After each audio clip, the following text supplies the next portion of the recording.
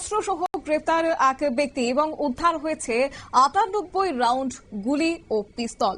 এবং গোপন খবরের ভিত্তিতেই ডোমকল থানার পুলিশ গতকাল রাতে ঝাউবেড়িয়া মাঠের কাছে অভিযান চালিয়েছে এবং তারপরই পুলিশ উদ্ধার করেছে ৯৮ রাউন্ড গুলির সঙ্গে পিস্তল সঙ্গে গ্রেপ্তার হয়েছে এক ব্যক্তি। এই প্রসঙ্গে যাব বিস্তারিত, আমাদের সঙ্গে যুক্ত হয়ে গেছে প্রতিনিধি অঞ্জন শুকুল। অঞ্জনবাবু, কি রয়েছে?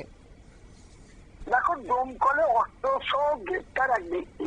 আমরা যেটা জানতে পেরেছি, পুলিশ গোপন সূত্রে খবর পেয়ে দমকল থানার গতকাল ঝাউবেড়িয়া মৌরা মাঠের কাছে অভিযান চালায়। আতারাপুর মন্ডল ওরফে ইসলাম, বয়স 52 বছর নামে এক ব্যক্তিকে গ্রেপ্তার করে। তিনি মুর্শিদাবাদের টুগিন্দা মাল্যপাড়া এলাকার বাসিন্দা। তার কাছ থেকে একটি 22 এবং 7 মিনি পিস্তল, 4 রাউন্ড 7 মিলি তাজা গুলি ও ৯৮ রাউন্ড এবং 12 বোরের তাজা গুলি উদ্ধার করেছে তার কাছ থেকে। অভিযুক্তের বিরুদ্ধে নির্দিষ্ট ধারায় মামলা রুজু করা হয়েছে। পুলিশ হেফাজতে আবেদন জানিয়ে আজ আদালতে পেশ করা হয়েছে। দমকল থানার পক্ষ থেকে জানানো হচ্ছে এখন এই ধরনের অভিযান চলবে।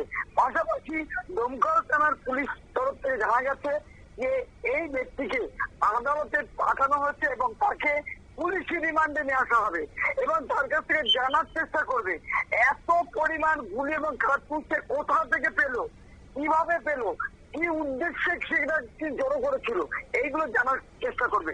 পাশাপাশি তোমাকে বলে রাখি, মুর্শিদাবাদ যেহেতু একটা সেন্সিটিভ এলাকা, আর সেইখানে এত পরিমাণ বোম কার্তুজ উদ্ধার হওয়ায়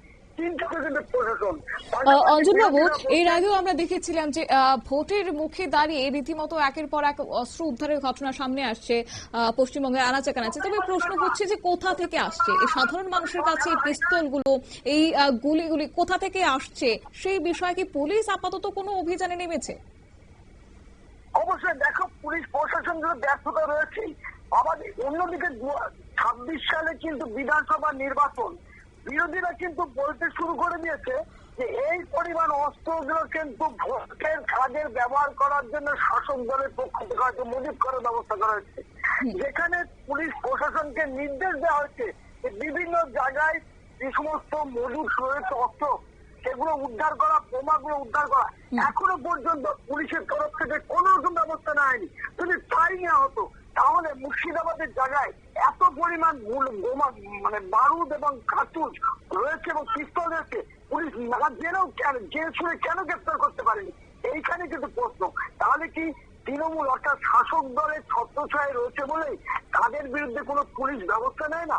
প্রশ্ন অনেক, উত্তরের আশা। এর পরবর্তীকালে পুলিশ কি ব্যবস্থা নেয় সেটাই দেখার।